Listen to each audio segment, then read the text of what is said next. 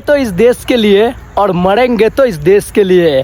अगर जीते जी कुछ करना है तो करूँगा सिर्फ इस हिंदुस्तान के लिए।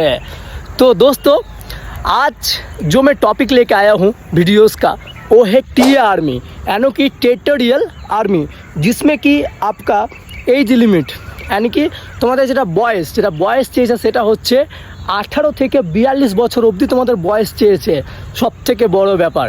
এবং সেখানে যদি তুমি ওবিসি থাকো তাহলে 3 বছরের ছাড় পাচ্ছ, মানে 42 থেকে 3 অ্যাড করো 45। এবং তুমি যদি ওবিসি এসটি থাকো তাহলে 5 বছরের ছাড় পাচ্ছ, মানে বুঝতে পারছো। এবার তোমাদের এখানে 1600 মিটার রানিং হবে, সেখানে কিন্তু তোমাকে হিস্সা নিতে হবে। এবং সেখানে বুঝতেই পারছো যে 18 থেকে 42 বছরের ছেলে যদি আসে তাহলে কীরকম তোমাকে রানিং করে যেতে হবে, একদম চিতা বাঘ হয়ে যেতে হবে, তাহলে তুমি টিএতে সিলেক্টেড হতে পারবে। এবং পেপারও খুব নর্মাল থাকে। তো আমি এটুকুই বলবো তোমাদেরকে, এখন থেকে তোমরা প্রিপারেশান শুরু করে দাও। নোটিফিকেশান কিন্তু অলরেডি আউট হয়ে গেছে, তোমাদেরকে আমি উপরে দেখিয়ে দিচ্ছি, তোমরা দেখে নাও।